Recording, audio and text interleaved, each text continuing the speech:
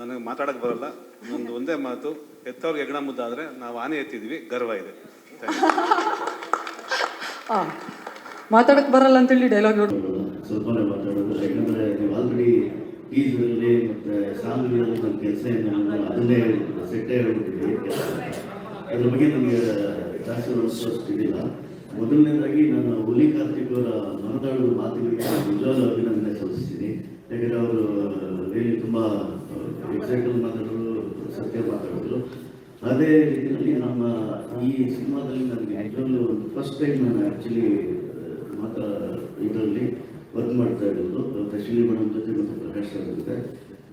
Starting ಮಾಡಬೇಕಾದ್ರೆ ಸರಿ ಒಂದಷ್ಟು ಡಿಸ್ಕಷನ್ಗಳೆಲ್ಲ ಆಯ್ತೆಲ್ಲ ಆಗಿ ಎಲ್ಲ ಆದಮೇಲೆ ಸೆಟ್ಟು ಸ್ಟಾರ್ಟ್ ಆಗಬೇಕಾದ್ರೆ ನಾವು ಹೇಳ್ಬಿಟ್ಟಿದ್ದು, ಮೋಹನ್ ಸರ್ ಇದರಲ್ಲಿ ಯಾವುದೇ ಕ್ರಿಯೇಟಿವ್ ಸೆಟ್ಸ್ ಅಂತ ಹೇಳ್ಬಿಟ್ಟು ಕತೆಗೆ ಹೊಂದ್ಕೊಳ್ತಾ ಇರೋವಂಥ ಸೆಟ್ಗಳನ್ನ ನಾವು ಯಾವುದು ಇದನ್ನು ಮಾಡೋದು, ಕತೆಗೆ ಏನು ಬರುತ್ತೆ ಅದಕ್ಕೆ ಸೂಟ್ ಆದಂಥ ಸೆಟ್ಸ್ಗಳನ್ನ ನಾವು ಮಾಡೋಣ ಅಂತೇಳಿ. ಅದೇ ರೀತಿ ಅವ್ರಿಗೆ ಅವ್ರ ಜೊತೆ ಟ್ರಾವೆಲ್ ಮಾಡಿ ಒಳ್ಳೊಳ್ಳೆ ಸೆಟ್ಗಳನ್ನ ನಿಲ್ಲಿಸಿದ್ದೀವಿ.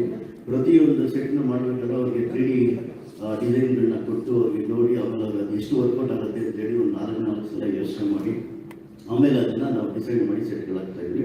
ಈಗ ಅಂದ್ಕೊಂಡಿದ್ರೆ ಆಲ್ಮೋಸ್ಟ್ ನೀವು ನೋಡಿದರೆ ಎಲ್ಲ ಸೆಟ್ಸ್ಗಳು ಇದ್ರೆ ನಮಗೆ ಆಗಿರಬೇಕು, ಅನುಮರ ಸಾಂಗ್ ಮತ್ತು ಟೀಸರ್ಗಳು ಎಲ್ಲ ಸೆಟ್ಸ್ಗಳು ಎಲ್ಲ ಒಂದು ಆ ರೇಂಜ್ ಬರಬೇಕಾದ್ರೆ ಕಾರಣ ಮೊದಲು ಪ್ರಕಾಶ್ ಸರ್ ನಂತರ ಇವರು ನಮ್ಮ DOP ಸುಧಾಕರ್ ಸರ್ ಅವ್ರನ್ನ ನೆನೆಸಲೇಬೇಕು. ಅವ್ರ ಜೊತೆ ಅಲ್ಲಿ ರಾತ್ರಿ ಕುತ್ಕೊಂಡು ಒಂದು ಡಿಸ್ಕಷನ್ ಮಾಡಿ ಅದೆಲ್ಲ ಆಮೇಲೆ ಪ್ರಕಾಶ್ ಸರ್ ಜೊತೆ ಹೋಗ್ತಾ ಇದ್ವಿ. ಸರಿ ಇದೆಲ್ಲ ಆಯ್ತೆಲ್ಲ ಸೆಟಲ್ ಆಗಿ ಎಲ್ಲ ಫಿನಿಶ್ ಎಲ್ಲ ಮಾಡಬೇಕಾದ್ರೆ ಅದರಲ್ಲಿ ಹಲವಾರು ಸಾಂಗಲ್ಲಿ ಚೇಂಜ್ ಒಂದು ಸೀಕ್ವೆನ್ಸ್ ಬರುತ್ತೆ. ಆ ಚೇಂಜ್ ಒಂದು ಸೀಕ್ವೆನ್ಸ್ ಬಂದಾಗ ಅದು ಬೇಕು ಬೇಡ ಅಂತೇಳಿ ಪ್ರಕಾಶ್ ಸರ್ ತೊಗೊಂಡ್ರೆ ನನಗೆ ಆ್ಯಕ್ಚುಲಿ ನೆಸಿಟಿ ಇದೆ, ಅದನ್ನು ಸೋಫಾ ಮೇಲೆ ಮಾಡೋದು ಚೇರ್ ಮೇಲೆ ಮಾಡೋದು ಅನ್ನೋ ಒಂದು ಡಿಸ್ಕಷನ್ ಆಗುತ್ತೆ.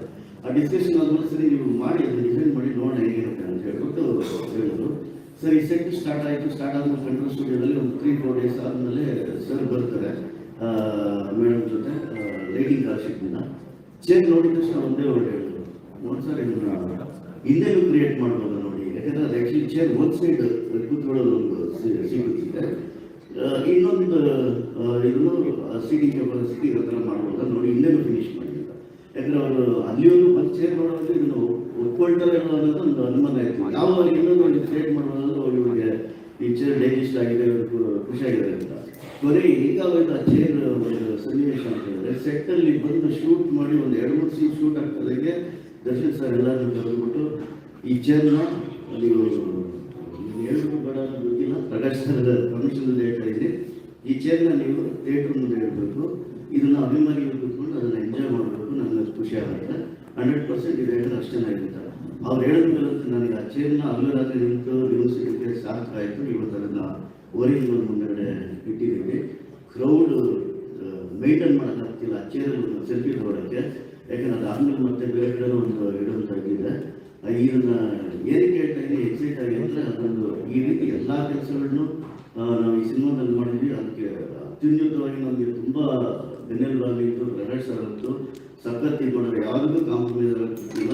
ನೀವು ಕ್ರಿಯೇಟ್ ಮಾಡಿ ಏನಾಗುತ್ತೆ ಅದಕ್ಕೆ ಯಾವುದೇ ಬಜೆಟಲ್ಲಾಗಲಿ ಏನಾಗಲಿ ಎಲ್ಲ ಯಾವುದಕ್ಕೂ ಲಿಮಿಟಿಂದ ಮಾಡ್ತಿದ್ದಾರೆ.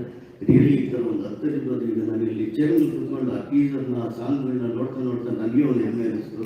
ರಿಯಲಿ ತುಂಬ ಅದ್ಭುತವಾಗಿ ಬಂದಿದೆ. ಅದೇ ರೀತಿ ಡಿಸೆಂಬರ್ 11ಕ್ಕೆ ಸಿನಿಮಾ ರಿಲೀಸ್ ಆಗ್ತಾಯಿದೆ. ನಿಮಗೆ ನೋಟಸ್ ಬರೀ ಒಂದೇ ಒಂದು 15-20% ಅಷ್ಟೇ, ನೀವು 100% ಥಿಯೇಟರ್ನಲ್ಲಿ ನೋಡ್ತೀರಾ. ರಿಯಲಿ ಎಕ್ಸ್ಟ್ರಾರ್ಡನರಿ ಫ್ರೇಮಿಂಗ್ಸ್, ಎಕ್ಸ್ಟ್ರಾರ್ಡನರಿ ಕತೆ ಎಲ್ಲ ಅದ್ಭುತವಾಗಿದೆ. ಈಗ 100 ದಿನಕ್ಕೂ ಹೆಚ್ಚಿನ ಕಾಲ ಓಡಲಿ ಅಂತ ಆಶಿಸ್ತೀನಿ. ಮಾತು ಮುಗಿಸ್ತೀನಿ.